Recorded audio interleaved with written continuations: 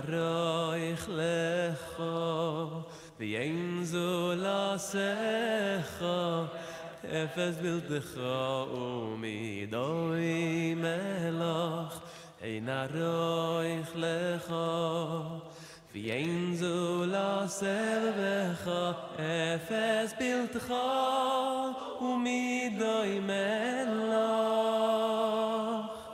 Yein aroich lecha, Hashem Elokeinu bo'olam hazeh, v'yein zulascha malkeinu l'chayei olam amo. Yein aroich lecha, Hashem Elokeinu bo'olam hazeh, v'yein zulascha malkeinu l'chayei olam amo.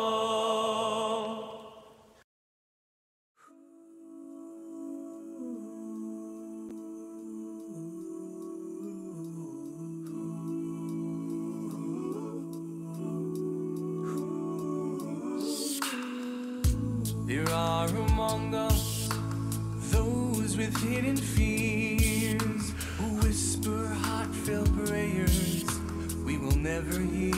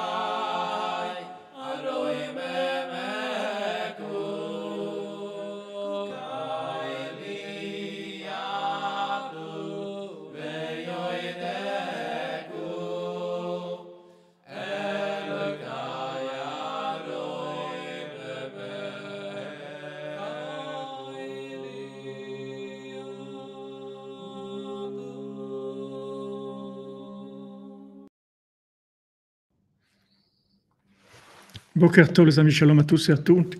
Désolé pour le retard, j'ai été un peu retenu. On suit la Jgacha, la providence. Et Bezrat Hashem, voilà, on fait notre cours. Content de vous retrouver, toute la cordonnerie, soyez bénis. La Shiva Gdosha des cordonniers. On ne pourrait même pas vous imaginer ce que vous faites dans le monde. Tout est caché. On travaille tout derrière, tout en coulisses, tout est caché. Baruch Hashem. Baruch Hashem. Asherenu matov chelkenu. Alors, Bezrat Hashem, on fait le shiur pour la Geoula Shlema, la délivrance totale, pour la fin de Amalek sur toutes ses formes, dans tous les lieux, pour la fin de toutes les guerres dans le monde. Bezrat Hashem pour la libération de tous les otages en bonne santé, la bracha, la tzlacha, la réussite des soldats de Tzahal et de tout l'âme Israël en Eretz Israël, en Chutz Laaretz, les Ivougim, pour tous les célibataires, et Fouachlema pour tous les malades, pour le Rav Besançon, Israël Yitzhak ben Fortuné, Mordechai ben Fortuné, Corinne Ayala bat Rachel, Yehuda ben Simi, Sandrine bat Janine, Salomé bat Keira, Hila, Dor ben Geoula, Dan ben Dorit, Tzvi, David ben Tamar, Eli Eliav ben Chagit, Ram ben Adi, Li, Tsur ben Sarit Chana, Sivan Shira bat Odelia, Sylvie bat Esther, Esther bat Chassiba, Elisha ben Rachel, Alon Ohel ben Idit, Kola Yeshuot pour David Chai ben Yael, Laura Myriam bat Muriel Esther, Lydia bat Nuna, Levana bat Karine Estella Bergel, Mike André ben Yvette Nalin, Nissim ben Perlette, Aliza bat Thérèse, pour l'élévation de l'âme de Agostino Lamas da Silva ben Avraham Avinu, pour tous ceux qui sont morts, qui douchent Hashem, on a un Chutz Laaretz.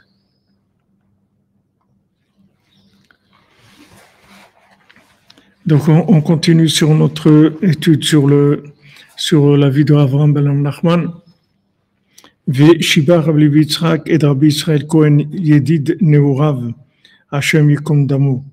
Et Rabbi Yitzhak était un des élèves de Avraham ben Nachman. Il a fait des éloges sur Rabbi Israël Cohen. Rabbi Israël Cohen qui était un ami d'enfance à lui, puisqu'ils se sont connus dans la yeshiva.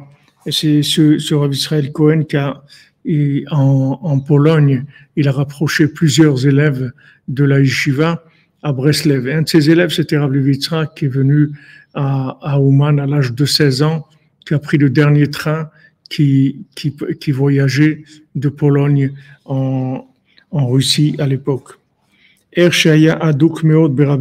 Comment Rabbi Israël Cohen, il était très collé, très attaché à Avraham ben Nachman.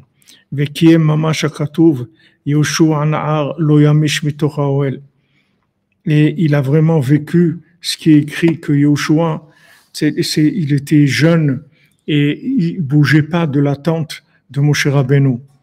Il laissait pas Avraham ben Nachman un seul moment. Il le suivait là où il allait. Rabbi Avraham ben Adolto Agdola, et Avraham ben Nachman, il était tellement humble que Shaya Yoshev Betach Knesset, Aya Yoshev Kisherosho Mata Al Yadav Umidboded Velomed Beno le Ben Atzmo.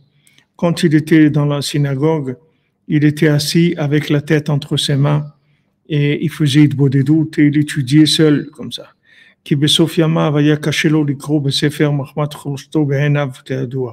Parce qu'à la fin de sa vie, c'était difficile pour lui de lire parce qu'il avait les yeux, la vue qui était faible. Et quand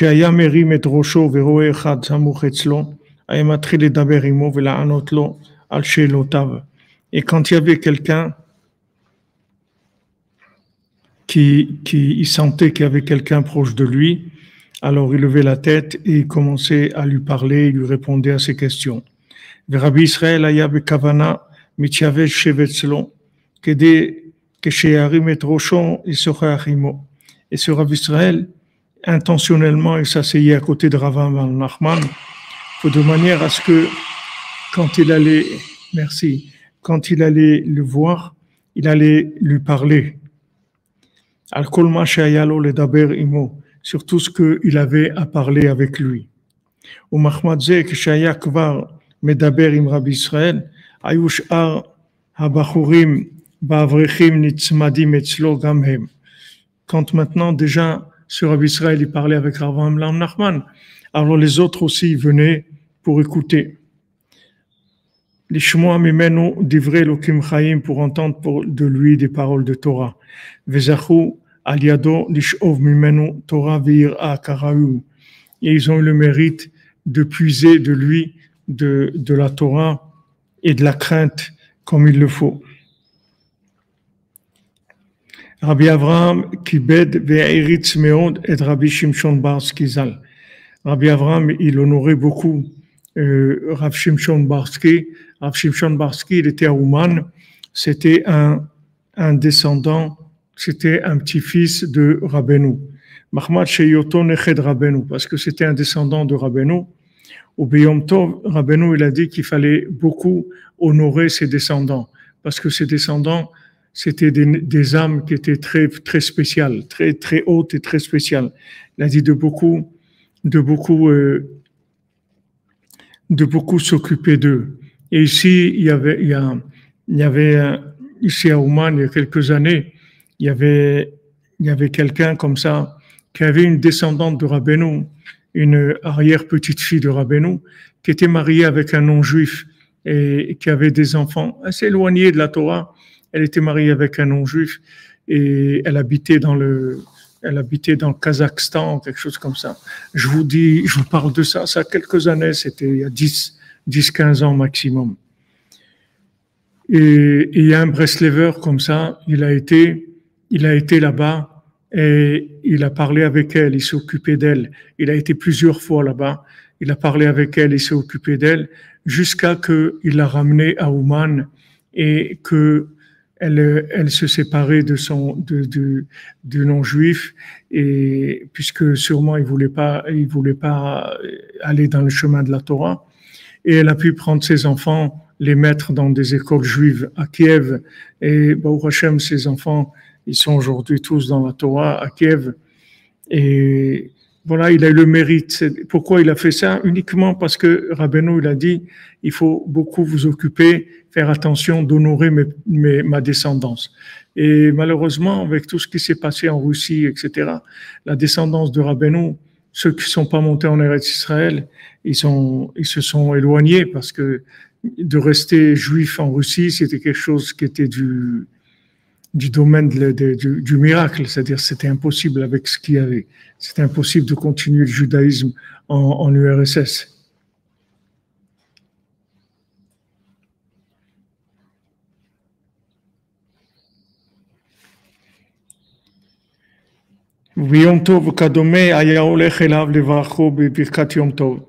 Et quand c'était un jour de fête, un jour spécial, alors Avraham Nachman, il allait chez Rav Shimon Barski pour le bénir, lui dire Chag Sameach, bonne fête, etc.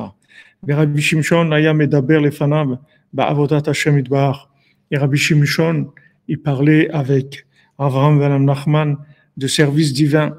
Afal pi shaya Rabbi Avraham mevugar mimenu. Même que Avraham ben Rav Nachman, il était plus jeune que lui de 25 ans. Et pourtant, il parlait avec lui.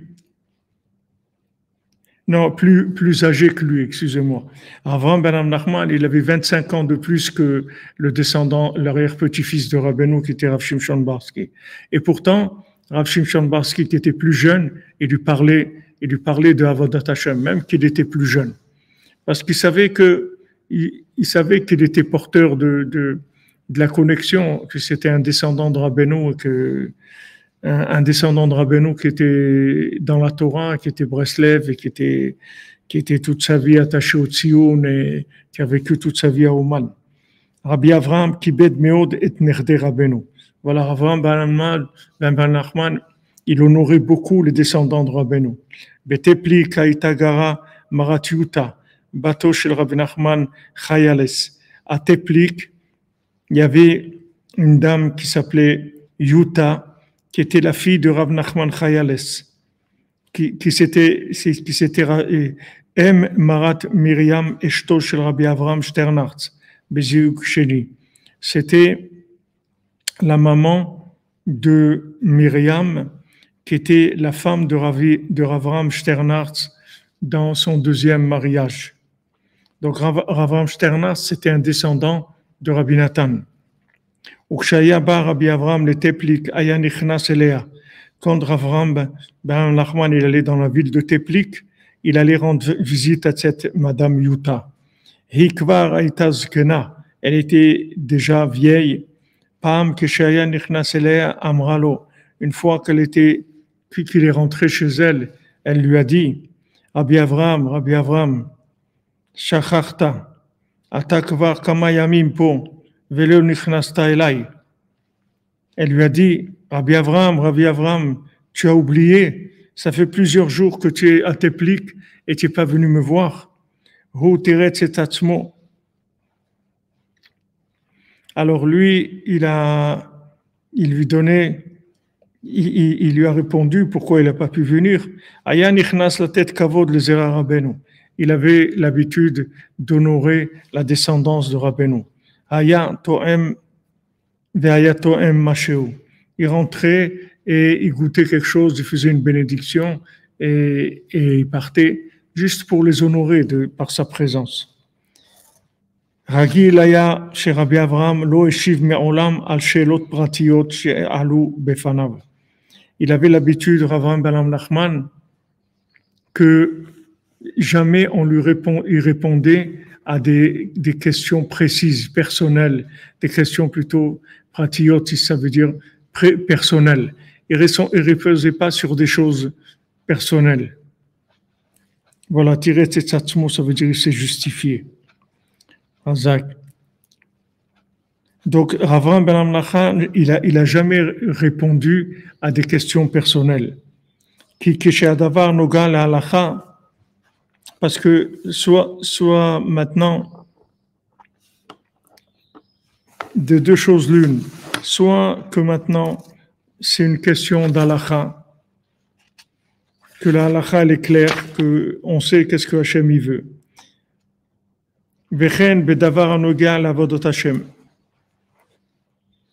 Et aussi les choses qui sont dans Avodat Hashem, du service divin. Chez les Koréniens, yesh pitron barour. Pour chacune des choses, il y a toujours quelque chose de clair, comment faire. Chez Nitan le Hashiv alav bekitsur, qu'on peut répondre de façon en résumé. Vama Rabbi Levi Yitzchak, sheme olam lo shama et Rabbi Avram, she'eshiv le Adam benyane tzorchav.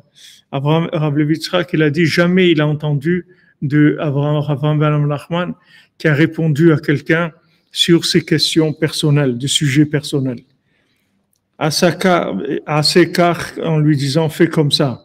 Vechen katav rainu beuman et Rabbi Avraham ben Nachman sheme olam no natan etza lechavero. On a vu à Ouman que Avraham ben Nachman il a jamais donné un conseil à son prochain. Rakaya meorer litfila. Il encourageait les gens à prier. Comme on va à la Torah, même peut-être comme c'est ramené dans l'écouté Moharan, dans la Torah 49, dans le passage, le paragraphe 5. Itetach gutsa gachin velachshla shma'atzata ainsham. Itetach gutsa, maintenant si tu as une femme qui est petite, qui est naine, alors gachin, plie-toi, et par lui, murmure-lui à l'oreille. Shma et Sata, écoute son conseil. Ain Sham, donc là-bas, Rabbeinu, il parle de ce principe-là, que les conseils, ils viennent de la prière. Donc Rabbi Nachman, il ne donnait pas conseil, mais il encourageait les gens pour la prière. Rabbi Avram qui rêve Af Yehudim Shenaflu Bereshet HaSkala. Avraham ben Nachman, il a rapproché des gens aussi qui étaient tombés dans le filet, dans le piège de la Haskala, c'est-à-dire de ce mouvement-là, qui a donné toute l'hérésie, et en fait qui est rentré dans le monde entier. Comme je vous ai dit, le mot école, ça vient de Haskala, l'école. Escuela, la escuela, c'est la Haskala. C'est pas rien que chez les Juifs que c'est rentré. C'est rentré partout. Toutes les écoles, ce sont des systèmes de lavage de cerveau. Ce sont des systèmes où on fait rentrer dans la personne des principes de fonctionnement. Aujourd'hui, les gens, ils sont pas d'accord parce qu'ils veulent mettre des puces dans la personne pour faire tout avec cette puce, etc., pour contrôler les gens et tout. mais ils ne savent pas que le système de l'école, c'est exactement la même chose, c'est bien pire que ça même. Parce que pour enlever une puce, c'est plus facile que d'enlever un formatage mental. C'est beaucoup plus difficile quand on a donné des valeurs à travers, soi-disant, un prétexte d'instruire. On va instruire les gens. C'est obligatoire en France. Si quelqu'un il va pas à l'école, il peut aller en prison. J'avais vu un article qu'il y a une famille qui avait fait manquer leurs enfants à l'école quelques jours, et il y a eu une plainte de l'école ou autre. Et ils ont payé une amende de 500 € parce qu'ils n'ont pas envoyé les enfants à l'école pendant quelque temps. Donc c'est du formatage mental, c'est des données, comme tu dis, Richard. Il rentre des données dans la personne. Le petit enfant, le petit garçon, la petite fille viennent. Ils sont tout purs, tout frais. Ils savent rien. Ils ont des parents qui leur ont appris quelque chose. Maintenant, sous le prétexte de l'instruction, et soi-disant on va instruire, cette instruction-là, c'est de la destruction, c'est pas de l'instruction. Parce qu'à travers, soi-disant, la géographie, l'histoire, l'économie, toutes ces choses-là, la philo, la littérature, tout ça, soi-disant, ils vont vous apprendre pour que vous soyez instruits, que vous soyez pas un idiot. Comme les gens disent, on va pas mourir idiot, on va pas mourir ignorant. Donc il faut apprendre, il faut pas être un ignorant. Et sous ce prétexte-là, ils rentrent dans les gens de la scala, c'est-à-dire ces systèmes, que le seul but de ces systèmes-là, c'est d'éloigner les gens de Dieu, c'est tout. De les éloigner d'eux-mêmes pour les éloigner de Dieu. Parce que quand on formate des gens dans des systèmes qui sont complètement faux, on éloigne la personne de son identité. Si on laisse la personne grandir et qu'on lui donne ce dont elle a besoin, comme la Torah nous dit, Chanoch lana'ar, les filles d'Arco, éduque l'enfant selon son chemin. Et normalement, on doit apprendre à un enfant ce qu'on voit qu'il aime. Là où il est attiré, ce qu'il attire, on doit lui apprendre par rapport à ça. On doit le rendre lui-même. C'est ça la mitzvah de l'éducation. La mitzvah de l'éducation, c'est pas de roboter les gens pour qu'après ils aillent travailler à Renault.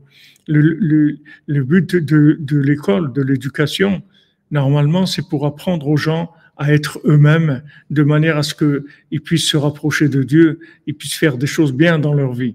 Mais c'est pas du tout l'intention des systèmes d'école. Les systèmes d'école, c'est ça. Oui, en plus, ils nous font sentir qu'on est nul. En plus, il faut sentir qu'on est nul. En plus, ils vous mettent la barre très haut en disant, bon, de toute façon, tu vas pas arriver, mais on va te parler de certaines choses qui sont bien au-dessus de ce que tu es capable de comprendre, etc.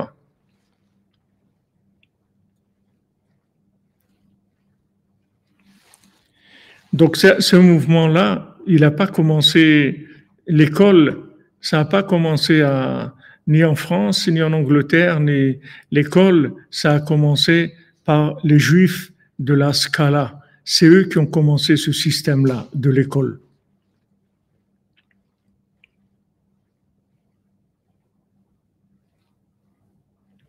Razak, Jean-Luc Razak.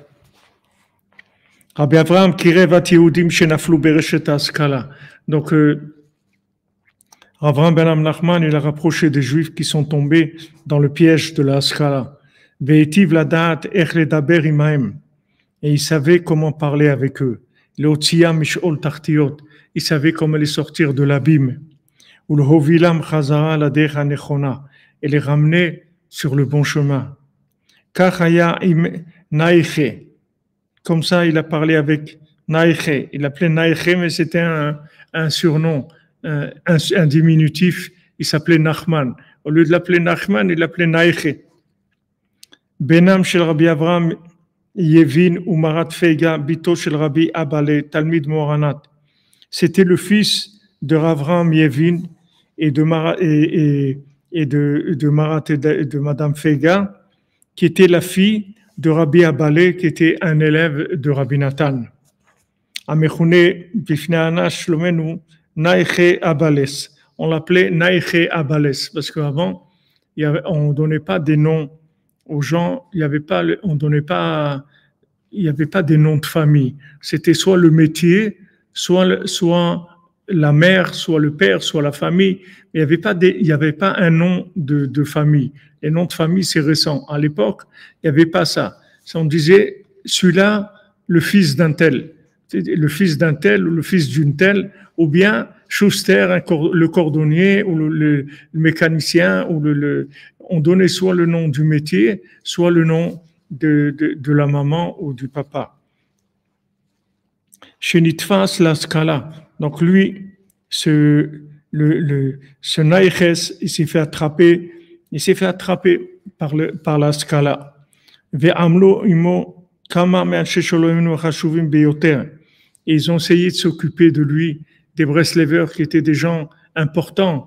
Ils ont fait beaucoup d'efforts pour essayer de le ramener.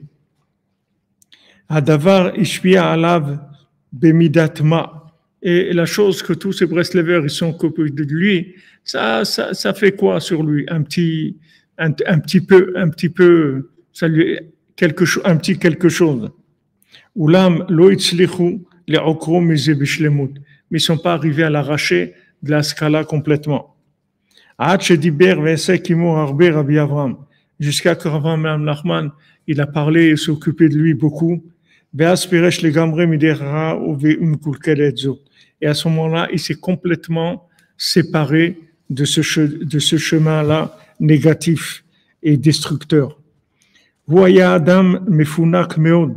C'était un homme, ce Naïches, c'était un homme très mefunak, c'est-à-dire c'était un homme très, comment on dit ça, un dandy, quelque chose comme un homme comme ça très qui était très comment on dit ça en français? Chaque chose, il faut faire très attention, sa famille, sa façon de s'habiller, gâté. Mais Founak, non, c'est pas le mot gâté. Gâté, c'est des gens qui sont, il leur faut toujours que des choses soient comme ci ou comme ça, ou ils sont très sensibles aux moindres choses, ils mangent pas n'importe quoi, ils s'habillent pas n'importe comment, ils ont tout comme des dandys comme ça.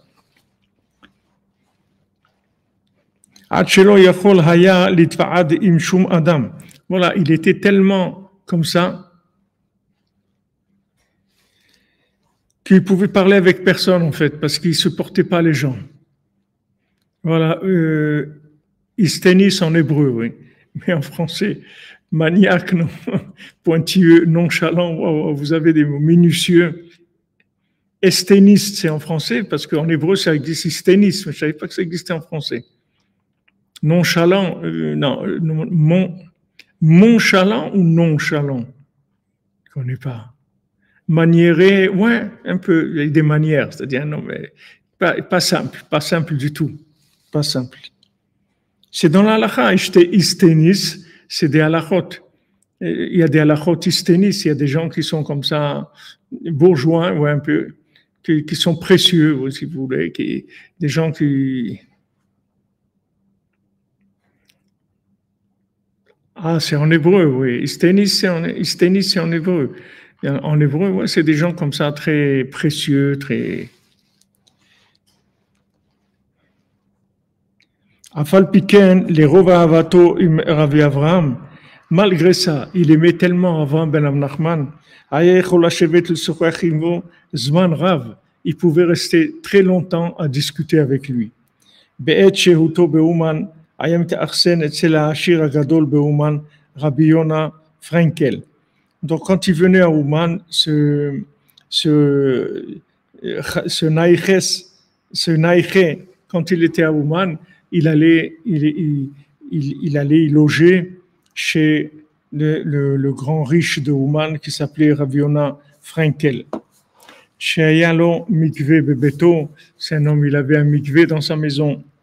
Pam biyoto beouman nechla meod bemachalat areot. Et une fois, quand il était à Ouman, ce Naïché, il est tombé très malade des poumons. Ulrov hiziruto lonatnu le afadam la geshet le kanes elav. Et il faisait tellement attention qu'on a laissé personne rentrer le voir. Ukshenoda machalato le Rabbi Avram. Quand Avram ben Amnachman il a appris qu'il était malade, Ba levakro, il est venu lui rendre visite. Et quand on lui dit à Avram ben Nachman, on lui dit on est désolé, mais il n'y a personne qui peut rentrer, on laisse personne rentrer le voir. Amar Ravi Avram, la métapel bon. Il a dit Avram à celui qui s'occupait de ce naïché, il lui a dit Lech ve'emorlo shebno shel Rabbi Nachman Tutshiner rotse levakro. Va lui dire que le fils de Rav Nachman Tutshiner, il veut lui rendre visite. Et qu'on lui a fait savoir ça, à Naïché, Tziva Tekef Yachnisu Oto. Tout de suite, il a donné l'ordre, faites-le rentrer tout de suite. Quand il est rentré, Avram, il est resté plusieurs heures avec lui. Bedabram Yachad Betorah ve'avoda, de parler ensemble de Torah et de service divin. Au Shenifra du Menu Rabbi Avram, et quand Avram il a quitté, il est parti, Sha'aluhu asovevim, ceux qui étaient autour lui ont demandé, Ma dibarta ma zaken azeh, zvan rav kolka. Qu'est-ce que tu as parlé avec ce vieux monsieur là, tellement longtemps? Na'ana ve'amar, il leur a dit, Aten amrim zaken, vous dites ce vieux monsieur. Kol hasheva chokhmot munachim etzlo ubaki bahem kebichaf yado. Toutes les sept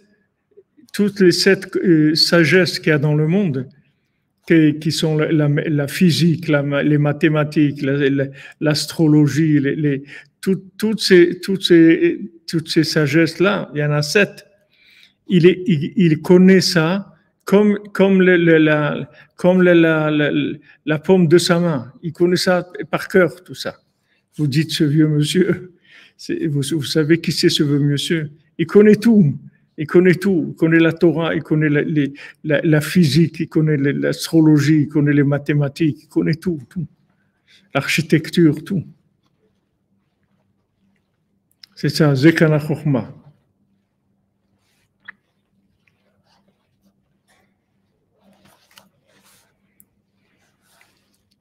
Gam Rabbi Nachum Kan, B'tzivuto, Nimshach Meod Le'askala. Même il y avait Rabbi Nachum Kan qui était, dans sa jeunesse, il a été beaucoup attiré par la Skala. Au Bezrat Hashem Yitbarach, Bediur, Beotozman, Pakash Rabbi Avram. Et avec l'aide de Dieu, juste dans ce moment-là où il commençait à rentrer beaucoup dans la Skala, il a rencontré Avram ben Nachman. Et c'est lui qui a eu il a réussi à le faire sortir de là. Il est devenu un chassid, un grand Oved Hashem, un grand serviteur d'Hashem. Il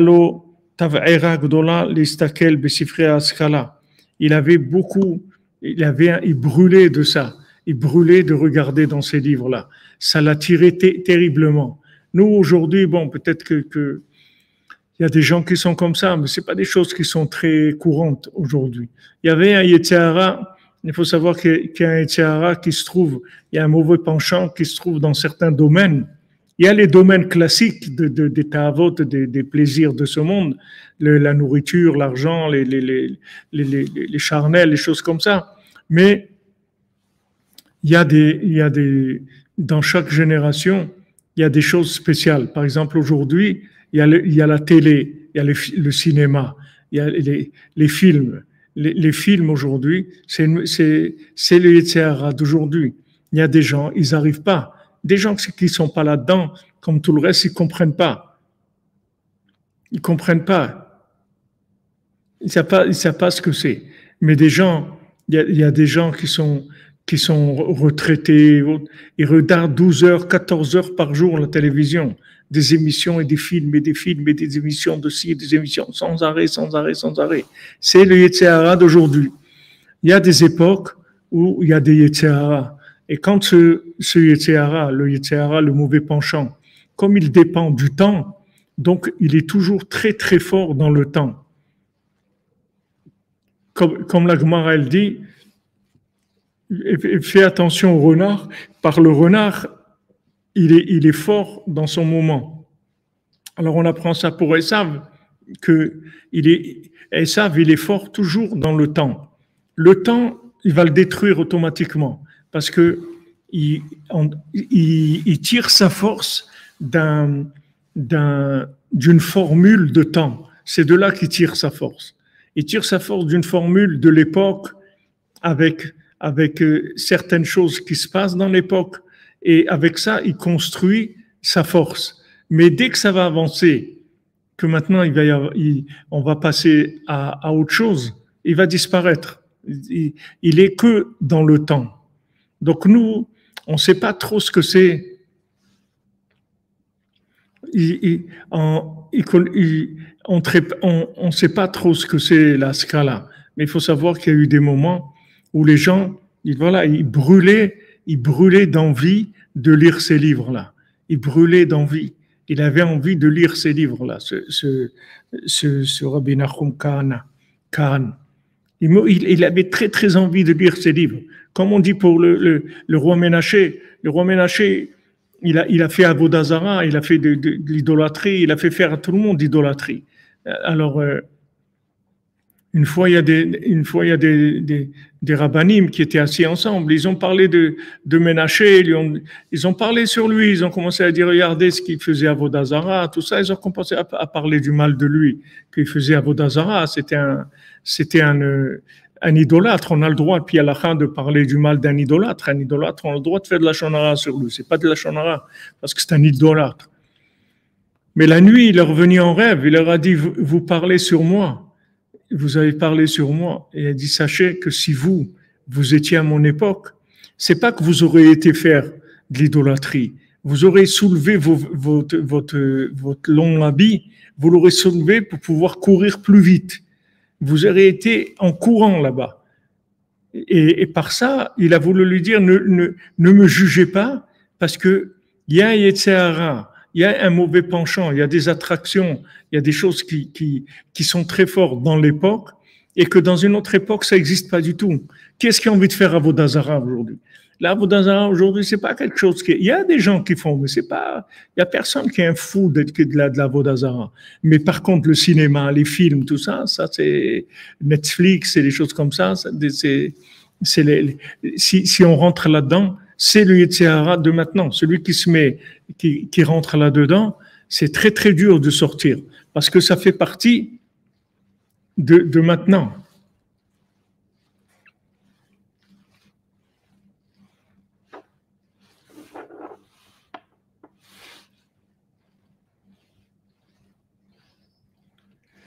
Donc ça c'est un principe général, et Rabbeinu il en parle, que le Yetzer Hara, il est toujours dans le temps. Toujours dans le temps. La musique, je ne crois pas que ça fait partie des 7 Chochmot. Peut-être, je ne sais pas. Peut-être que vous demandez à l'intelligence artificielle, elle peut vous répondre. Merci les amis dans TikTok. Parce que quand on voit ça, des fois on peut mépriser les gens. On peut dire,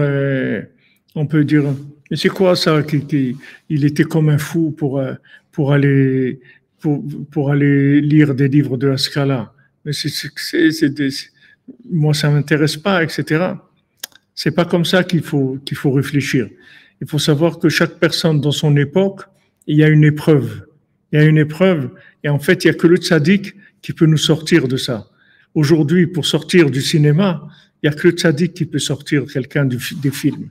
Il y a les films dans les salles de cinéma, mais il y a les films aussi dans la maison, il y a les films dans la tête de chacun, comme chacun vit avec des films. Ça aussi, c'est quelque chose qui est très courant, que les gens ils sont malades. Ils ont plein de films dans leur tête. Et ça les empêche de vivre. Ils savent pas que ces films-là qu'ils ont dans leur tête, ça les empêche de vivre. C'est dommage, mais beaucoup de choses dans la vie que les gens ils n'arrivent pas à faire parce qu'ils sont dans des films. Ils ont des films dans leur tête. C'est la maladie qu'il y a aujourd'hui.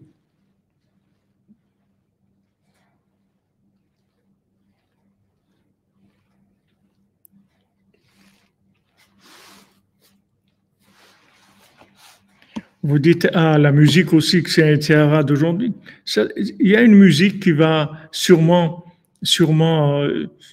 chaque époque, elle a sûrement une musique qui attire beaucoup.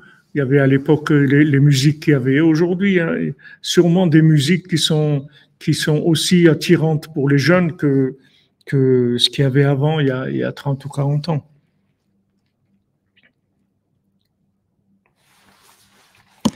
Il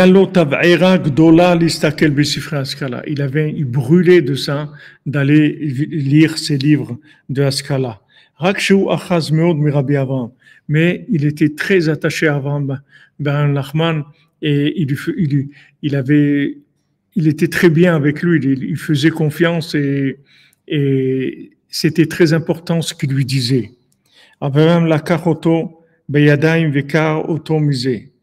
Avraham ben Nachman, il l'a pris en main et il l'a déchiré de ça. Il l'a complètement séparé de la sortie de la Skala.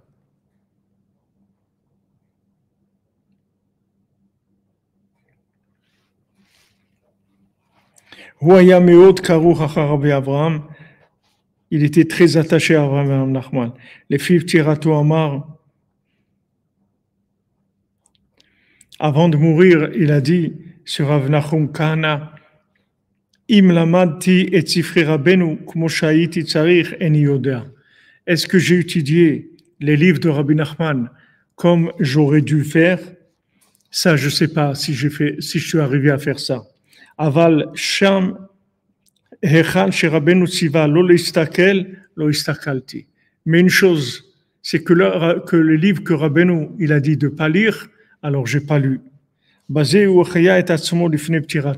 Avec ça, il s'est encouragé avant de mourir. Regardez quelqu'un avant de mourir, il va mourir. Maintenant, il faut qu'il parte avec de la force. Sinon, où il va terminer? Le Tchera, il va venir, il va essayer de lui faire de la Vodazara s'il s'encourage pas. Donc, il faut même quand quelqu'un il meurt, il doit se renforcer, il doit s'encourager avant de mourir. Donc, lui, maintenant, c'était pas quelqu'un très avancé ou dans la Torah, il n'était pas un grand érudit. Alors il a dit, je sais pas si tous les livres de Rabbeinu j'ai étudié comme ce que je devais étudier, mais une chose c'est sûr, c'est ce que Rabbeinu a dit de pas étudier, j'ai pas étudié. Et c'est renforcé comme ça. Vous voyez comment chacune, on doit se renforcer comme ça tout le temps. Nous, on a tendance toujours à être préoccupés par la réussite, par les manques et la réussite. Il me manque ça, je dois faire ça, je dois aller là-bas, je dois faire comme ci, je dois faire ça, j'ai pas encore fait ça. C'est ça qui nous préoccupe. Mais il faut prendre le temps aussi de voir tout ce qu'on fait de bien et de se donner de la force avec ça. Parce que si maintenant on est en train de toujours courir derrière ce qui nous manque, on va perdre la force, on va se décourager, on va pas avoir d'énergie. L'énergie, elle vient du bien, de voir le bien, c'est ça qui donne de l'énergie. Donc on doit s'encourager soi-même. Et s'il y a personne qui vous encourage, alors encouragez-vous vous-même. Parce que des fois, vous n'allez pas trouver personne pour vous encourager. Pour vous décourager, il n'y a pas de problème. Vous pouvez trouver beaucoup de gens qui vont vous décourager. Mais des gens qui vont vous encourager, vous n'allez pas trouver beaucoup. Vous n'allez pas trouver beaucoup des gens qui vont vous encourager. Alors maintenant, la personne, elle doit se donner de la force elle-même. Elle doit s'encourager elle-même. Se dire, waouh, ça au moins j'ai pas fait, tu vois. Ça au moins j'ai pas fait. Il y a du terrorisme ou il y a des trucs. Il dit, tu vois, moi j'ai pas fait. Moi j'ai jamais fait de terrorisme dans ma vie. J'ai jamais pris des otages. J'ai jamais tué personne. J'ai jamais fait ça. Baruch Hashem, je suis pas rentré là-dedans. Je suis pas rentré dans la philosophie, je suis pas rentré, j'ai jamais été dans faire de l'idolâtrie. Il faut s'encourager soi-même. Il faut s'encourager soi-même.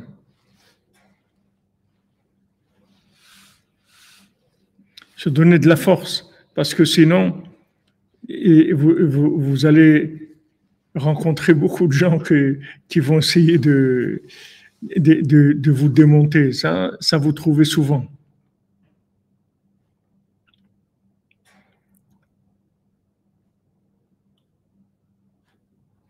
Ah, frère, mon épreuve, c'est de l'épilepsie depuis 20 ans. Chaya Esther Bat Miriam. Bezrat Hashem Refoua Shlema. Chaya Esther Lisha. Alors, ce que vous faites, c'est vous lisez les contes de Rabbi Nachman. C'est une grande refoua pour l'épilepsie. J'ai connu il y a quelques années, il y a une vingtaine d'années, il y a un jeune qui avait ça, qui avait l'épilepsie. Et ses parents, ils m'ont demandé qu'est-ce qu'on fait. Alors, à l'époque, je leur ai dit, imprimez les contes de Rabbi Nachman. Imprimez et distribuez les contes de Rabbi Nachman. Et ils ont fait ça, et ben, Hachem, le petit, il a guéri. Donc, Bezrat Hashem Refoua Shlema, Bracha Chaya Esther Bat Miriam. Alors, faites ça, lisez les contes de Rabbeinu. Sans arrêt, lisez-les et recommencez, lisez-les et recommencez, Bezrat Hashem.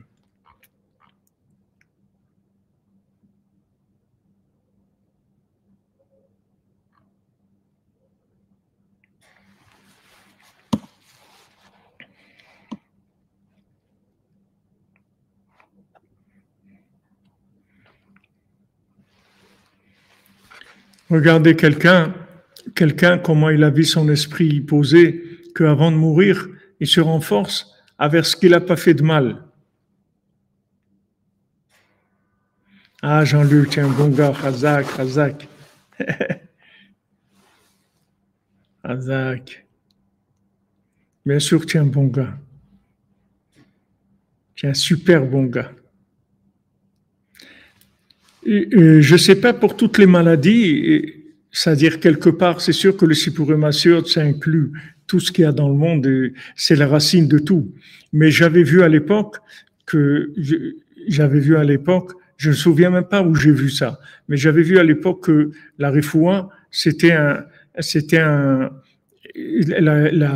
Sipurim Asiot, c'était un médicament pour cholinofel, ça s'appelle l'épilepsie, parce que les gens ils tombent par terre comme ça, ils tiennent pas, ils peuvent pas tenir debout, ils ont des crises ou tremblent, etc. C'est cholinofel. Alors cette maladie de Sipurim Asiot, c'est une ségoula. Rabbeinu, c'est une ségoula pour tout. Rabbeinu, c'est la ségoula du monde. Rabbeinu, c'est le Rofé. Il a toutes les guérisons, il y a dedans. C'est sûr que Rabbeinu, dans les livres de Rabbeinu, surtout c'est pour un massot, il y a tout. Il y a aussi le Sefer Amidot, de prendre le sujet dans Sefer Amidot, de prendre la chose dont on a besoin. Il y a quelqu'un m'a demandé aujourd'hui, il m'a dit, Rav, j'arrive pas à m'en sortir, je me mets en colère sur mes enfants tous les jours et ça me fait mal, je m'énerve sur eux tous les jours, etc. Alors je lui ai envoyé ce qu'on avait étudié il y a 2 ans, 2 ou 3 ans, sur la colère. Tous les jours, on faisait un passage pour enlever la colère avec l'écouter et tzot et c'est faire un midot.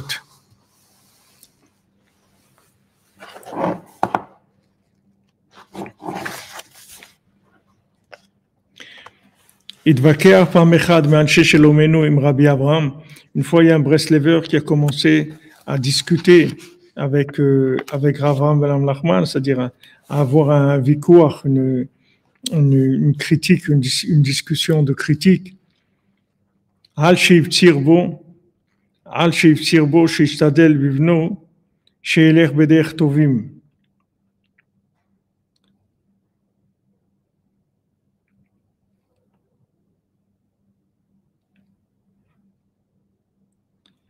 Alors, quelqu'un, il est venu, il a commencé à critiquer Rav Avraham Nachman et lui a dit, qu'est-ce que qu'est-ce que tu parles tellement à mon fils qu'il soit dans la Torah, etc. Qu'est-ce qu'il va devenir s'il étudie la Torah toute la journée? Qu'est-ce qu'il va faire avec ça? C'est le mouvement de la Scala, il est venu beaucoup avec ça. Il est venu, le mouvement de la Scala, il est venu enlever la tmimout, il est venu enlever tout ce qu'il y avait comme simplicité, comme intégrité. Ils ont dénigré ils dénigraient les religieux, les gens qui prient, etc. Ils ont commencé à faire quelque chose ils ont dénigré ça. Et ils ont commencé à faire à faire monter soi-disant les gens qui sont instruits, qui savent des choses. C'est ça qui est important, c'est d'être instruit, de connaître beaucoup de choses, etc. Donc cette personne-là, elle aussi, elle est venue voir Mme Nachman, elle lui a dit, qu'est-ce que tu parles à mon fils tout le temps pour qu'il étudie et tout? Qu'est-ce qu'il va devenir s'il va étudier, prier, c'est ça, qu'est-ce qu'il va faire de sa vie après? Qu'est-ce qui va sortir de lui? Un batlan, quelqu'un qui est batel, quelqu'un qui n'a rien à faire. Alors une fois, batlan, Rafraïkin, alav shalom, surtout Yagena alenu, Rafraïkin. Aïe, aïe. Alors une fois, quelqu'un à la yeshiva, dans sa chambre, il a mis un poster des Beatles à l'époque. C'était la mode des Beatles. Il a mis un poster, il a collé sur la porte de l'armoire. Alors une fois, Rav Chaim rentre dans sa chambre, je ne sais pas quelle occasion, c'est pour le secouer le matin pour la prière ou quelque chose comme ça. Il rentre dans sa chambre et il voit une photo des Beatles et comme ils avaient les cheveux longs, à l'époque, c'était pas quelque chose de connu, les cheveux longs. Les gens, ils savaient pas les cheveux longs des Beatles, c'était quelque chose, c'est un chidouche, c'est quelque chose de nouveau. Les gens, ils portaient pas des cheveux longs. Des hommes, ils n'avaient pas des cheveux longs. Alors, Rav Chaim, il a vu ça. Il a dit, nous, tu mets des photos de femmes dans la yeshiva. Tu mets des photos de femmes dans la yeshiva. Il a commencé à crier sur lui. Alors, lui, il a dit, non, Rav Chaim, c'est pas des femmes, c'est des hommes. C'est des hommes, c'est les Beatles. C'est les Beatles. Alors, Rav Chaim lui a dit, Beatles, Batlan, quel Beatles? Batlan. C'est des gens qui n'ont rien à faire, c'est tout. C'est des gens, des gens qui font rien de leur vie, c'est ça, quelques Beatles. Il a appelé comme ça. Voilà, oisif, exactement. Des gens oisifs. Il dit, qu'est-ce que tu vas faire de mon fils? Tu vas faire quelqu'un, il est oisif, il étudie la Torah, il prie. Mais c'est quoi ça? Nous, on veut du real estate, on veut des rouges qui tâchent, on veut des choses sérieuses. Faut pas que tu t'énerves. Adif chez Shalchehu l'université à Odessa. C'est mieux que je l'envoie à l'université à Odessa. Veshtalem sham belimudechol, et que là-bas ils se construisent avec des études profanes. Vechen yuchal leistader b'chayav, et comme ça il pourra s'arranger dans sa vie. Achen kach asa. Ah donc il a fait ça. Donc il est venu. Il a dit. Maintenant Avraham Nachman il s'occupait de son fils pour qu'il soit dans la Torah, il le renforçait, etc. Le père, il est venu, il a commencé à critiquer Avraham Nachman, lui crier dessus. Mais c'est quoi que tu es en train de faire de mon fils, là, de lui parler de Torah et de Fila? Qu'est-ce qu'il va devenir? Un oisif comme ça, quelqu'un qui a rien à faire? Ah non, moi je veux pas de ça, je veux l'envoyer à l'université, qu'il devienne quelqu'un, qui s'instruise, qui a des diplômes, qui devienne quelqu'un. Et il a fait comme ça. Lo avru yamim mo'atim. Il est passé quelques jours, quelques temps. Quelque temps il est passé. Il a reçu une lettre de la direction de l'université. Sheniftar Sham Beno Mishum Ezecholi Shetfaso le Peta Ahmad Selan. Ils ont reçu une lettre de l'université que son fils est mort. Il a attrapé une maladie soudaine et il est décédé.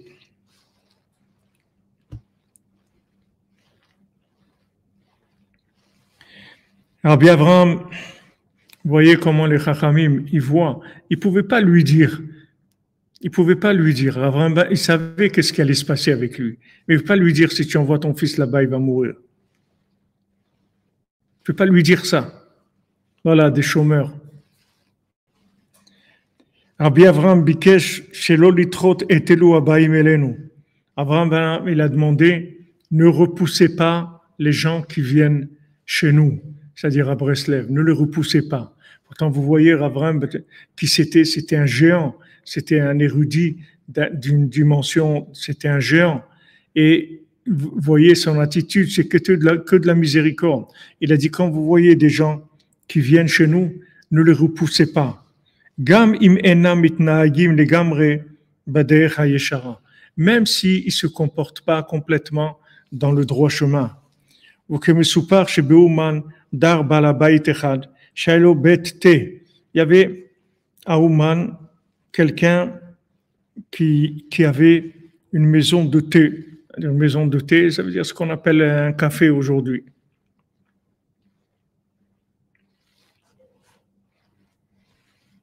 Les contes de Rabbi Nachman, c'est tout. Vous faites les contes de Rabbi Nachman et vous recommencez. Ou comme soupar chez Beuman dar balabait, donc il avait une maison, un café. Huaya mechabev talmidei chachamim. Lui, c'était un homme qui aimait, il aimait les gens, les érudits en Torah. Il avait un café, c'était un gars qui avait son café, mais il aimait les érudits en Torah. Vaya mechalek lahem te bechinam. Et quand il y a des gens comme ça qui venaient, il leur donnait du thé gratuitement. À l'époque, c'est du thé qu'il y avait. Il n'y avait pas les boissons et les trucs, mais il y avait du thé. C'était pas bête café, c'était bête thé. Aujourd'hui, c'est le café qui est à la mode. À l'époque, il n'y avait pas le café en Russie. C'était le thé.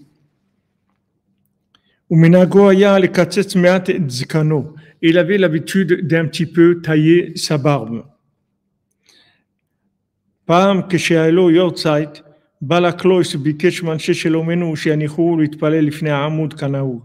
Une fois, quand il avait l'anniversaire du décès d'un de ses parents, il est venu à la synagogue Breslev et il a demandé qu'on le laisse faire officiant parce qu'il avait l'anniversaire de la mort d'un de ses parents.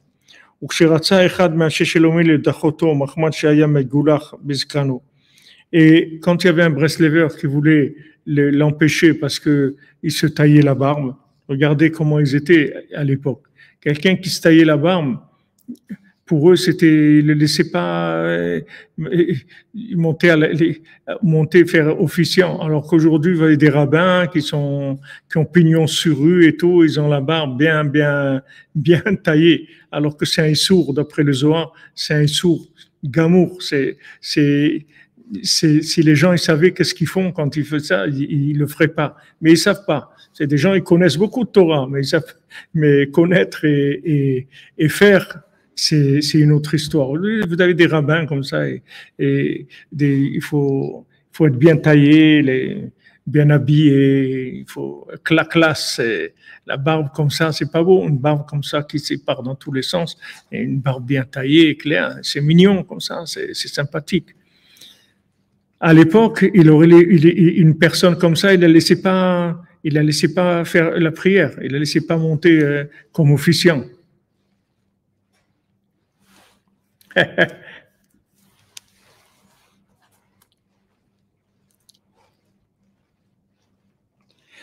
Alors, il y avait un Breslever qui voulait l'empêcher. Et puis, dans Avraham Ben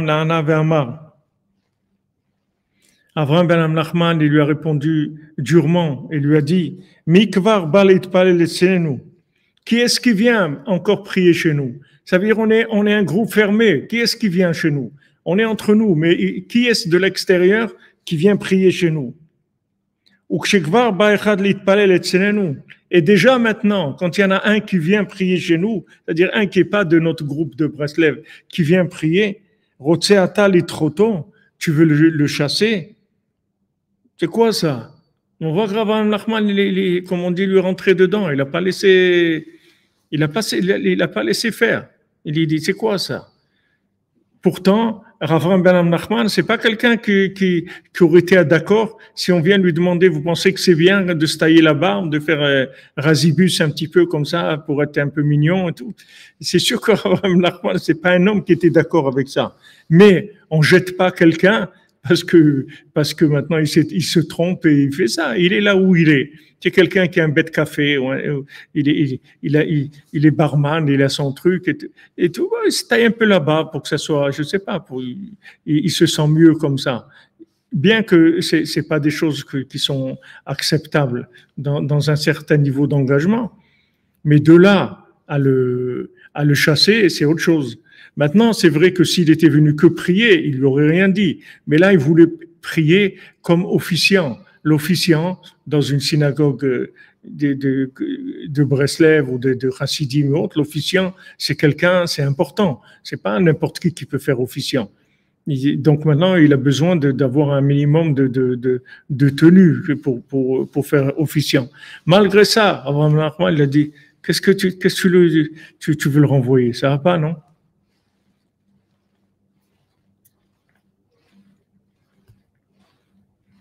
Qu'elle est sur de la barbe, même que maintenant, même si quelqu'un il taille sa barbe de façon permise, d'après le Zohar, il n'y a aucun éther de toucher sa barbe. De toucher un poil de la barbe, il n'y a pas. Un poil, d'enlever un poil de sa barbe d'après le Zohar, il ne faut pas. Voilà les amis.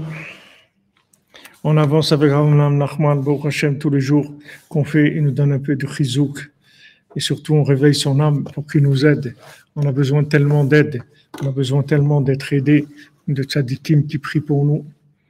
Bezrat Hashem, Hashem vous bénisse, la cordonnerie, toute la yeshiva de la cordonnerie, ceux qui sont là, ceux qui ne sont pas là, qui bénissent tout l'homme Israël et toute l'humanité, pour que l'humanité se débarrasse des façons fausses de voir les choses, qu'elle se débarrasse du mensonge, qu'elle se débarrasse de la haine, qu'elle se débarrasse de la jalousie, qu'elle se débarrasse de l'iniquité, qu'elle se débarrasse de toutes ces pensées, de toute cette politique qui détruit le monde pour rien, alors qu'il y a une vie merveilleuse. Ce monde, il est merveilleux. Regardez les fleurs, regardez les arbres, regardez le ciel, regardez les poissons. Regardez quel monde merveilleux Hachem il a fait. Comme la Gemara dit, il y a des moustiques qui vivent un jour. Alors la Gemara elle dit, il y a deux moustiques qui s'appellent Baka ou Bakta. C'est deux moustiques. Il dit qu'ils vivent un jour. Et qu'est-ce qu'ils font? Ils se disputent toute la journée. Et en fait, ils vont vivre qu'un jour. Ils se disputent toute la journée. Et il faut être intelligent, il faut être malin. Comme Rabbi Nathan, il dit, moi je suis 40 ans après la tombe, qu'est-ce que tu viens avec ces trucs-là? Qu'elle me crache sur la figure, qu'elle crache, qu'est-ce que tu veux que je fasse?